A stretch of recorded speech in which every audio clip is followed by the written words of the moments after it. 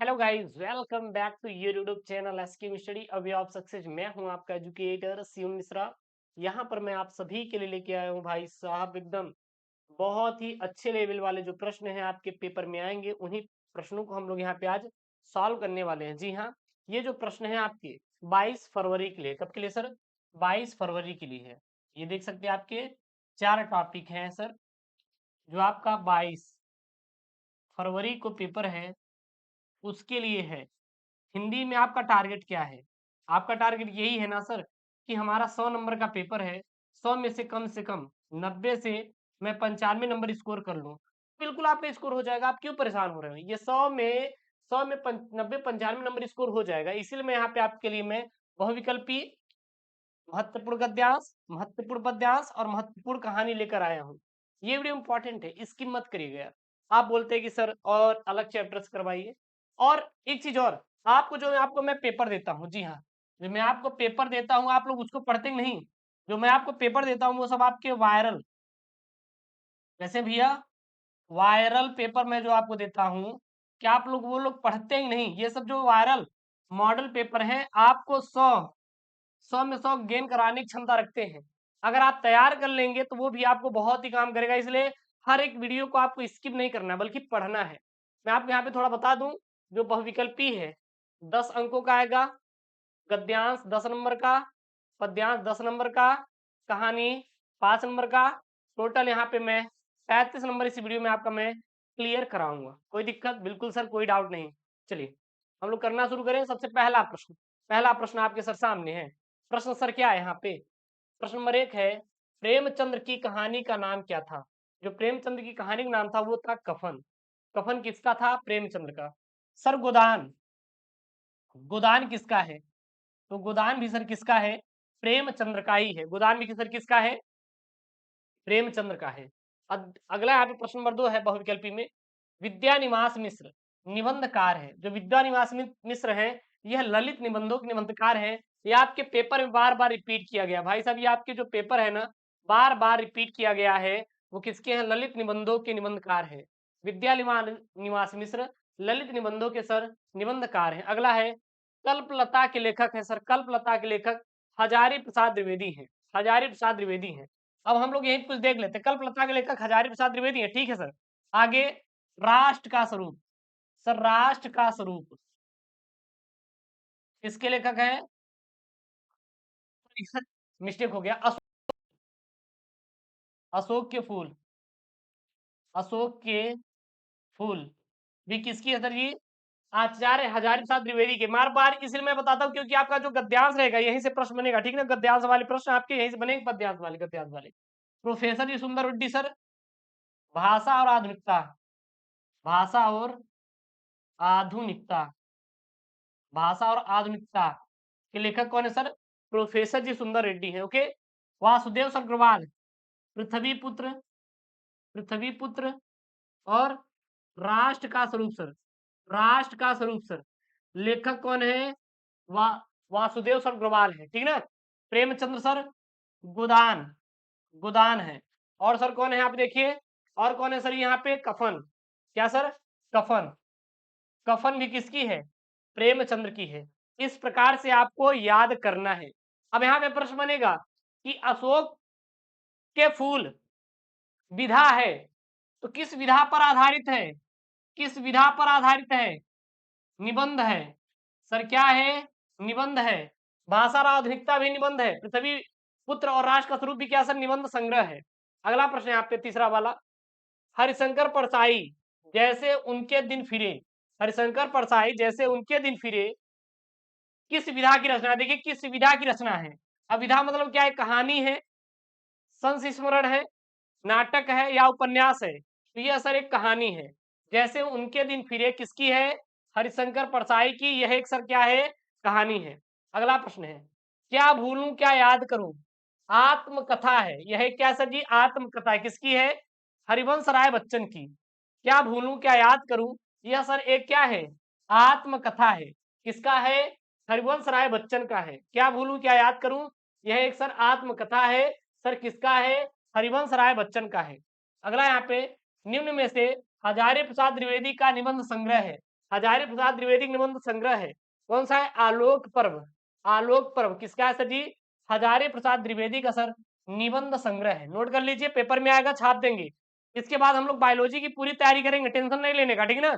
Biology, English, physics, chemistry, हर एक चीज की आपको तैयारी मिलेगी। विसस्य विष मौ मौस धम की गद्य विधा है। क्या यहाँ पे? विसस्य विष मौस धम का जो गद्य विधा है क्या है सर? यह एक नाटक है। क्या सर? यह एक नाटक है। अगला प्रश्न, डॉक्टर हजारी प्रसाद द्विवेदी द्वारा लिखित साहित्य सहचर, साहित्य सहचर किस विधा पर? वही मैं आपसे बोला ना कि विधा अगर बोले यहाँ पे तो सीधा बता देना सर आलोचना है। क्या सर? आलोचना है। तो विधाएं भी बहुत पूछी जाती हैं, विधाएं भी बहुत पूछी जाती हैं। जब भी आप कृतियां याद कर रहे हैं तो उसी के साथ ये भी याद कर लीजिए कि ये किस विधा पर आधारित है, इसको आपको छोड़ना नहीं है। अगला प्रश्न नंबर 8 है यहाँ पे, जैसे उनके दिन फिरे, जैसे उनके दिन फिरे किसका कहानी संग्रह है?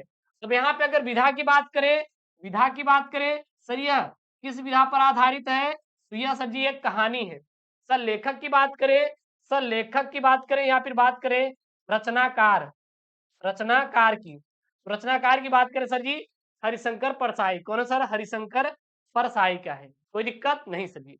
अगला है प्रश्न नंबर 9 है यहाँ पे, निम्न में से कौन प्रोफेसर जी सुंदर रेड्डी की रचना है? यह निम्नलिखित में से कौन प्रोफेसर जी सुंदर रेड्डी की रचना है? सर पेपर में आएगा, छाप देना है। साहित्य और समाज, साहित्य और समाज किसका है सर जी? प्रोफेसर जी सुंदर रेड्डी की रचना है। मेरे विचार डॉक्टर हजारी प्रसाद द्विवेदी की रचना है। अगला प्रश्न यहाँ पे प्रश्न नंबर 10, पिताजी यह एक किस विधा पर आधारित है? तो यह एक जो विधा है सर जी संस्मरण है, के लेखक कौन है? कन्हैया लाल मिश्र, बोले तो सर प्रभाकर। पिताजी जो संस्मरण के लेखक कौन है सर जी? कन्हैया लाल मिश्र, बोले तो सर प्रभाकर है। कन्हैया लाल मिश्र, बोले तो सर प्रभाकर है। अगला प्रश्न नंबर 11 है, कला और संस्कृति के लेखक हैं, कला और संस्कृति के लेखक कौन है?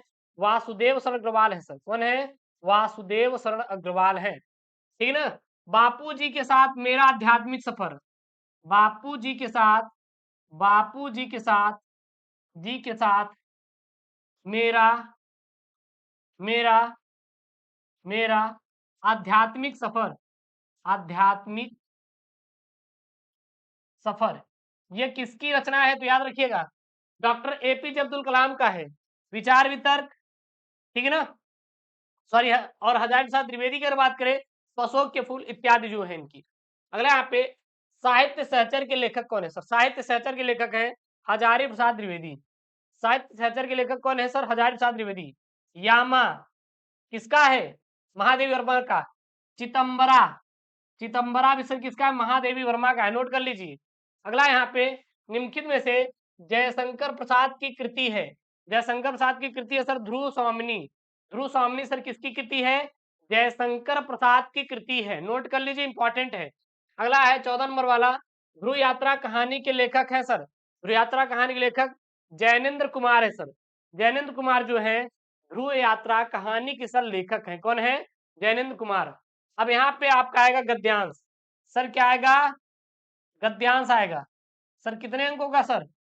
ये आएगा आपका 10 नंबर का, 10 अंकों का आपके पेपर में आएगा सर गद्यांश। 10 अंकों का सर आपके पेपर में आएगा गद्यांश। सर गद्यांश है क्या? यहाँ पे देखिएगा, सबसे पहले आपको गद्यांश पढ़ना है। रमणीयता और नित्य नूतनता, अन्योन्याश्रित रमणीयता के अभाव में कोई भी चीज मान्य नहीं होती। नित्य नूतनता किसी भी सर्जक की मौलिक उपलब्धि की प्रामाणिकता सूचित करती है और उसकी अनुपस्थिति में कोई भी चीज वस्तुतः जनता व समाज के द्वारा स्वीकार्य होती है। सड़ी गली मान्यताओं से जकड़ा हुआ समाज जैसे आगे नहीं बढ़ पाता, वैसे ही पुरानी रीतियों और शैलियों की परंपरागत लीक पर चलने वाली भाषा भी जन चेतना को गति देने में प्रायः असमर्थ ही रह जाती है। भाषा समूची युग चेतना की अभिव्यक्ति का एक सशक्त माध्यम है और ऐसी सशक्ता भी वह अर्जित कर सकती है कि जब वह अपने युगानुकूल युगानुकूल सभी मुहावरों को ग्रहण कर सके। भाषा सामाजिक भाव प्रगटीकरण को सुबोधता के लिए उद्दिष्ट है। तो उसके अतिरिक्त उसकी जरूरत ही सोच नहीं सकती। ठीक है ना? अब देखिएगा, जब भी आपको ये गद्यांश मिले, क्या मिले सर आपको? गद्यांश मिले, तो ये आपका 10 नंबर का गद्यांश आएगा। सर करने का तरीका सर क्या रहेगा? सर करने का तरीका क्या रहेगा सर? पहले इसको सर साफ कर देते हैं, क्लीन हो जाए। करने का सबसे बेहतर तरीका सर यही है कि हमें सबसे पहले आप करने से पहले आप पेपर में प्रश्नोत्तर संख्या जरूर से जरूर डाल दें। क्या डाल दें सर? प्रश्नोत्तर संख्या। उसके बाद सर अभी ये जहां से शुरू हो रहा है उसका आप शुरू का लाइन ले लीजिएगा, फिर डॉट डॉट डॉट, फिर लास्ट वाला वाक्य आप लिख देंगे, जैसे रमणीयता और नित्य नूतनता, फिर डॉट डॉट डॉट, सोची नहीं जाती। इसको जरूर से जरूर लिख देंगे ताकि एग्जामिनर को ये पता चले कि आपने किस गद्यांश का आंसर यहाँ पे दिया है। क्लियर है ना? उसके बाद पहला यहाँ पे प्रश्न है कि गद्यांश का शीर्षक और लेखक का नाम बताना है। गद्यांश का शीर्षक और लेखक का नाम बताना है। अगर ये यहाँ पे पहला प्रश्न पूछ रहा है कि भाई साहब गद्यांश का शीर्षक और लेखक का नाम, तो सर कैसे करेंगे? तो देखिएगा, आपको कहीं ना कहीं चीजें दिखाई देंगी। जैसे सर यहाँ पे भाषा शब्द दिखाई दे रही है। क्या दिखाई दे रही सर? भाषा शब्द दिखाई दिया। और कहीं पे आपको कुछ दिखाई दिया? हाँ सर जी। और हमें दिखाई दे रहा है क्या? रमणीयता। क्या दिखाई दे रहा है सर? रमणीयता। यहाँ पर भी रमणीयता। जब आपको ऐसे शब्द बार बार दिखाई दें तो कहाँ से लिया गया है? भाषा और आधुनिकता से लिया गया, क्योंकि यहाँ पे भाषा शब्द आपको जरूर से जरूर मिलेगा। ठीक है ना? इसके बारे में कुछ ना कुछ ज्ञान दिया रहेगा। तो भाषा और आधुनिकता से लिया गया। इसके लेखक प्रोफेसर जी सुंदर रेड्डी हैं। तो यहाँ लिखेंगे प्रस्तुत गद्यांश के लेखक प्रोफेसर जी सुंदर रेड्डी हैं और इस गद्यांश के पाठ का नाम भाषा और क्या है सर? आधुनिकता है। भाषा और सर क्या है? आधुनिकता है। क्या आपको समझ आएगा? नहीं कमेंट में आप छाप देंगे। अगला यहाँ पे रमणीयता और नित्य नूतनता किस प्रकार अन्योन्याश्रित है? किस प्रकार अन्योन्याश्रित है? तो देखिएगा यहाँ पे रमणीयता और नित्य नूतनता अन्योन्याश्रित है। रमणीयता के अभाव में कोई भी चीज मान्य नहीं होती, इसलिए यह क्या है? अन्योन्याश्रित है। तो रमणीयता और नित्य नूतनता एक ही सिक्के के दो पहलू की तरह एक दूसरे पर क्या है? आश्रित हैं। अगला यहाँ पे उपरोक्त गद्यांश के लेखक ने किस बात पर बल दिया है? तो प्रस्तुत गद्यांश में लेखक ने इस बात पर बल दिया है कि जिस प्रकार सौंदर्य में नवीनता होनी चाहिए उसी प्रकार भाषा में नवीनता आनी या फिर आती रहनी चाहिए। ठीक है? अगला यहाँ पे प्रश्न है चौथा वाला, लेखक ने किसे अभिव्यक्ति का एक सशक्त माध्यम माना है? तो लेखक ने भाषा को युग चेतना की अभिव्यक्ति का एक सशक्त माध्यम माना है। किसका सशक्त? युग चेतना का सर सशक्त अभिव्यक्ति माध्यम माना है। अगला यहाँ पे रेखांकित अंश की व्याख्या दीजिए। देखिए सर, रेखांकित अंश की व्याख्या कहाँ से कहाँ तक करना है? आपको जहां ये लाइन मिल जाए खींची हुई, देखिए यहाँ पे लाइन खींची है ना, यहाँ पे ये लाइन आपको खींची हुई दिख रही है, तो ये समझ लीजिए कि इसके रेखांकित अंश की हमें क्या करना है? व्याख्या करना है। सर हम डर गए देख के। अरे क्यों डर रहे हो यार? आप क्या करिए, इसी चीज को बढ़ा चढ़ा के लिख देंगे 2 नंबर, सेम टू सेम छापेंगे तो आपको जो है वो आपको मिलेगा कितना? 1 नंबर सेम टू सेम छापने पर। तो बढ़ा चढ़ा के लिख देंगे, बढ़ा चढ़ा के लिख देंगे। क्या लिख देंगे सर? भाषा की नवीनता ही उसकी सुंदरता और रमणीयता की घोतक है। जो वस्तु रमणीय होगी वह नवीन भी होगी, और जो नवीन होगी उसमें रमणीयता भी रहेगी। इस प्रकार नवीनता और रमणीयता एक दूसरे पर आश्रित हैं, अथवा एक ही सिक्के के दो पहलू हैं। बिना रमणीयता के कोई भी वस्तु महत्वपूर्ण नहीं हो सकती है। क्लियर है? बिल्कुल सर क्लियर है। उसके बाद सर्जक की मौलिक उपलब्धि अभिव्यक्ति का प्रमाण क्या है? तो नित्य नूतनता किसी भी सर्जक की मौलिक अभिव्यक्ति की प्रामाणिकता को सूचित करती है। सर इसको हम कैसे करेंगे? तो सर्जक जहां पे शब्द है वही ढूंढ लीजिए। देखिए यहाँ पे यही तो पूछा था ना। यहाँ देखिए, यहाँ पे नित्य नूतनता किसी भी सर्जक की मौलिक उपलब्धि की प्रामाणिकता सूचित करती है। बस दैट्स इट यार, यही क्या है आपका आंसर है। पेपर में आएगा, आपको छाप देना है। बहुत ज्यादा सर सोचने की जरूरत नहीं है। अगर सर बहुत ज्यादा सोचेंगे तो आपका टाइम लॉस होगा और इतना आपके पास सर टाइम नहीं है। ठीक है ना? अगला देखिए प्रश्न यहाँ पे क्या बोल रहा है सर? अगला प्रश्न बोल रहा है किससे जकड़ा हुआ समाज आगे नहीं बढ़ सकता? किससे जकड़ा हुआ समाज आगे नहीं बढ़ सकता? तो सड़ी गली मान्यताओं से जकड़ा हुआ समाज आगे नहीं बढ़ सकता। बस यही इसका क्या हो जाएगा सर? आंसर हो जाएगा। यहाँ सर आंसर में सर क्या लिखेंगे? आंसर में क्या लिखेंगे? सड़ी गली मान्यताओं में जकड़ा हुआ समाज आगे नहीं बढ़ सकता। सड़ी गली मान्यताओं में जकड़ा हुआ समाज सर आगे नहीं बढ़ सकता। उसके बाद है रमणीयता और उद्दिष्ट शब्दों का अर्थ क्या होता है? तो रमणीयता का अर्थ सौंदर्य या फिर मोहक होता है और उद्दिष्ट का अर्थ बताया गया या फिर स्पष्ट गया, इसका अर्थ होता है। उसके बाद है यहाँ पे आपका पद्यांश सर। गद्यांश के बाद क्या आएगा सर? आपका पद्यांश आएगा। सर कितने नंबर का सर पद्यांश आएगा सर? 10 अंकों का आपके पेपर में सर आने वाला है। 10 अंकों का सर आपके पेपर में आने वाला है। सर पद्यांश है क्या यहाँ पे? सूखी जाती मलिन लतिका जो धरा में पड़ी हो, तो पाँव के निकट उसको श्याम की ला गिराना, यो साधे से प्रकट करना, प्रीति से वंचित हो, मेरा होना अति मलिन और सुखते नित्य जाना। कोई पत्ता नवल तरु का पीत जो हो रहा हो, तो प्यारे के दृग युगल के सामने ला उसे ही। धीरे धीरे संभल रखना और उन्हें यूं बताना, पीला होना प्रबल दुख को क्रोधित सा हमाना। अब इसका क्या हो जाएगा? व्याख्या क्या लिखेंगे? राधा पवन से कहती हैं, यदि मथुरा की भूमि पर तुम्हें कहीं मुरझाई हुई लता दिखाई दे, तो उसे कृष्ण के पैरों के पास ले जाकर गिरा देना और इस प्रकार उसे समक्ष स्पष्ट रूप से यह प्रकट कर देना कि प्रेम विलीन रहकर मैं भी उसकी लतिका की तरह मुरझा कर सदा सकते जा रही हूँ। यदि नए पेड़ के पीले पड़ गए पत्ते पर तुम्हारी दृष्टि पड़े, तो तुम हमारे प्रियतम की आंखों के आगे उसे धीरे से रख देना और उन्हें बताना कि पति से बिछड़ी हुई स्त्री के समान मैं भी नित्य पीली पड़ती जा रही हूँ। सबसे पहला प्रश्न सर। उसके पहले आपको प्रश्नोत्तर संख्या सर डालना है, फिर आप जिस भी सर पद्यांश का आंसर देना चाह रहे हैं, क्योंकि दो आएगा, एक अथवा में करके आएगा, उस पद्यांश को सर क्या करेंगे? आप लिख लेंगे सर। क्या करेंगे सर जी? आप लिख लेंगे, ठीक है ना? आप सर क्या करेंगे? लिख लेंगे। देखिएगा, जैसे यहाँ पे शुरू हो रहा है, सूखी जाति मलिन से लेकर कहाँ तक है सर जी? हमारा है सा प्रोसिता सा हमारा। तो क्या लिख देंगे? सूखी जाति फिर dot dot dot dot dot dot dot dot प्रोसिता सा हमारा। अब यहाँ पे सबसे पहला प्रश्न, राधा पवन से पृथ्वी पर खड़ी हुई लता को क्या करने के लिए कहती हैं? सीधा यहाँ पे तो राधा पवन से पृथ्वी पर खड़ी हुई हुई हुई या पड़ी हुई लता को श्री कृष्ण के पांव के पास गिरा देने को कहती हैं। उसके बाद यहाँ पे सूखी लता से राधा कृष्ण को क्या संदेश भिजवाती हैं? तो सूखी लता से राधा कृष्ण को यह संदेश भिजवाती हैं कि मैं प्रेम से रहित होकर किसी प्रकार नित्य की सुखती और मलिन होती जा रही हूँ। क्लियर है? अगला है यहाँ पे, पीले पत्ते को श्री कृष्ण के सामने लाने से राधा का क्या अभिप्राय है? तो पीले पत्ते को श्री कृष्ण के सामने लाने से राधा का अभिप्राय यह है कि मैं भी प्रोसित पतिका नायिका के समान पीली पड़ती जा रही हूँ। ओके, अगला है यहाँ पे आपका उपयुक्त पद्यांश का रेखांकित पंक्तियों का व्याख्या करना है।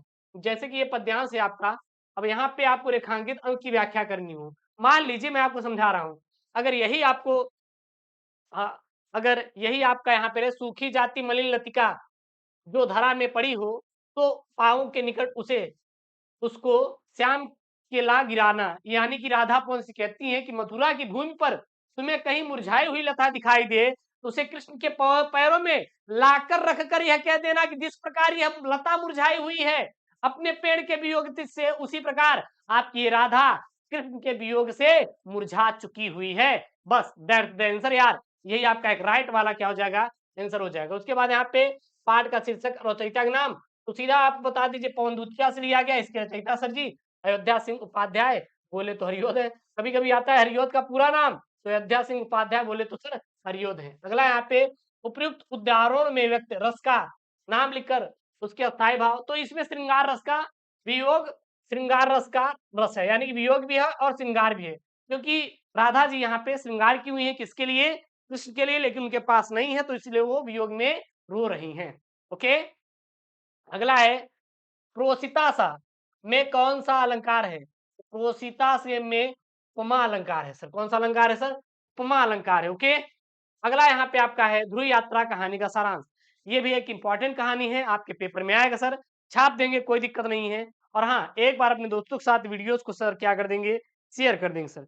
ज्यादा से ज्यादा वीडियोस को सर क्या करेंगे? शेयर करेंगे, ठीक है ना? कोई दिक्कत? कोई दिक्कत है क्या? एक बार आप लोग कमेंट में छापो भाई, कोई दिक्कत है क्या? एक बार आप सभी बच्चे, जितने बच्चे हैं कमेंट में सर छाप देंगे सर, कोई दिक्कत हो तो। कोई दिक्कत तो नहीं है सर, बिल्कुल कोई दिक्कत नहीं सर। यहाँ देखिए अगला क्या है आपका, अगला सर क्या है, अगला है सर जी आप अपना ध्रुव यात्रा कहानी का सर सारांश। सर बार बार पेपर में रिपीट होता है, मैं तो यही कहूंगा आप केवल पंचलाइट बहादुर का भी पढ़ लेंगे तो काम हो जाएगा। अगर बहुत ज्यादा आपके अंदर उत्सुकता है तो बिल्कुल रट लीजिए। 2011 में बना हुआ है, 2012, 13, 14, 15, 16, 17, 18, 19, 20, 22, 23, 24 में आएगा। सर ध्रुव यात्रा कहानी क्या है, कैसे लिखेंगे, सीधा लिखेंगे। ध्रुव यात्रा एक मनोवैज्ञानिक कहानी है। यह कहानीकार जैनिन की उत्कृष्ट कहानियों में से एक है। यानी जो ध्रुव यात्रा कहानी है एक मनोवैज्ञानिक मनो के तौर पर, मतलब कि आप खुद से करके इन्होंने इसका वर्णन किया है, ठीक है ना। राजा रिपुदन बहादुर की उर्मिला नामक एक प्रेमिका है, जिससे वह पहले विवाह के विषय में अपनी लक्ष्य सिद्धि के कारण मना कर चुका है। यानी इनकी प्रेमिका है, प्रेमिका ने अप्रोच किया भाई शादी कर लीजिए, लेकिन उन्होंने बोला नहीं, अभी मैं अपनी लक्ष्य की सिद्धि करूंगा, उसके बाद ही आपसे मैं क्या करूंगा, शादी करूंगा। वह उत्तरी ध्रुव की यात्रा के लिए जाने से पूर्व अपनी प्रेमिका से पति पत्नी तो संबंध बना चुका था। यानी कि वो ध्रुव यात्रा अपने लक्ष्य पर जाने से पहले वो पति पत्नी वाला संबंध बना चुका था, भले ही शादी ना हुआ। उसके बाद इस बच्चा आ जाता है भाई। देखिए यहाँ पे परिणाम स्वरूप उनका एक पुत्र भी उत्पन्न हो चुका था, और उत्तरी ध्रुव की यात्रा तो उसने पूर्ण कर ली, लेकिन उसका मन व्याकुल होने लगा। अब ये गया उत्तरी ध्रुव यात्रा पर और पूर्ण किया, लेकिन अब उसका मन व्याकुल था। वह भारत लौटा, उसके स्वागत की जोर शोर से तैयारी हुई। वह बंबई से दिल्ली आ गया। अब यह सब समाचार उर्मिला समाचार पत्र में पढ़ती रही, और रिपुदन को नींद कम आती थी। उसका मन काबू नहीं रहता था। अतः वह उपचारार्थ मारुति आचार्य के पास पहुंचा, और मारुति ने उसे विजेता कहकर पुकारा। तो उसने कहा कि मैं रोगी हूँ, विजेता छल है। उसने रिपुदन से अगले दिन 3:20 पर आने के लिए कहा, और डायरी में पूर्ण दिनचर्या एवं खर्च लिखने को कहकर उसे विदा कर दिया। अगले दिन वह समय पर पहुंचा। कौन, राजा रिपुदन अपने मुनिवर के पास पहुंचे। मुनिवर के पास पहुंचे, कहें कि मैं बहुत व्याकुल हूँ। तो नहीं, सबसे पहले जब ये गए तो आचार्य जी बोले कि है विजेता आ गए, तो कहे नहीं यार, विजेता कहाँ से है, मैं व्याकुल हूँ, मैं पागल हो चुका हूँ, और मेरे साथ छल हुआ है, और मैं रोगी हूँ। आगे आचार्य ने सब कुछ देखकर कहा कि तुम्हें कोई रोग नहीं है, तुम्हें अच्छे संबंध मिल सकते हैं, और उन्हें चुन लो। विवाह अनिष्ट वस्तु नहीं है, अनिष्ट मतलब बेकार वस्तु नहीं है, तो गृहस्थ आश्रम का द्वार है, वह गृहस्थ आश्रम का द्वार है। लेकिन उपदन ने कोई जवाब नहीं दिया। तब मारुति ने परसों मिलने की बात कही, और अगले दिन वह सिनेमा गया, जहां उसकी भेंट उर्मिला से हो गई। वह बच्चे को लाई थी। रिपुदन ने बच्चे को लेना चाहा, लेकिन उर्मिला ने अपने कंधों से चिपकाए जीने पर चढ़ती चली गई। उसने घंटी बजाकर एक आदमी को बॉक्स पर बुलाया और 2 आइसक्रीम लाने का आदेश देता है। रिपुदन ने उर्मिला से बच्चे का नाम के विषय में पूछा, तो उसने मुस्कुराते हुए कहा कि अब नाम तुम ही रखोगे क्या, ठीक है। उसके बाद उसने 2 नाम सुझाए, लेकिन उर्मिला ने कहा कि मैं इसे मधु कहती हूँ। और सिनेमा देखने के बीच में छोड़कर दोनों ने बीती जिंदगी की चर्चा की। रिपुदन ने कहा कि उर्मिला, तुम अभी भी मुझसे नाराज हो।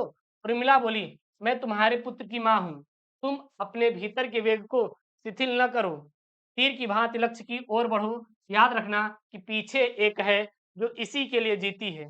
राजा, तुम्हें रुकना नहीं है, पथ अनंत हो, यही गति का आनंद है। राजा ने कहा कि मैं आचार्य मारुति के यहाँ गया था, और उसने विवाह का सुझाव दिया। तो उर्मिला ने उसे कहा कि वो ढोंगी है, हाँ, वह प्रगतिशील, या वह प्रगतिशीलता में बाधक है, और फिर यहाँ पे तेजस्विता का अपरहर्ता है। रिपुदन कहता है कि मुझे जाना ही होगा, तुम्हारा प्रेम दया नहीं जानता। इसके बाद वह गए, और समयानुसार मारुति आचार्य से मिलने जाता है। उसके बाद सर जी उसने पूछने पर उर्मिला के विषय में बताया, और आचार्य कहता है कि ठीक है, तुम उसी से शादी कर लो, वह धनंजय की बेटी है, वह मेरी भी बेटी है, मैं उसे समझा दूंगा। उर्मिला आचार्य से मिलती है, वह भी अनेक प्रकार से उसे समझाता है। फिर त्रिभुवन उससे पूछता है कि तुम आचार्य से मिली, अब बताओ मुझे क्या करना है। तो वह कहती है कि तुम्हें अब दक्षिणी ध्रुव की यात्रा पर जाना है, और वह सरलैंड द्वीप के लिए जहाज तय कर लेता है, तथा परसों जाने की बात कहता है।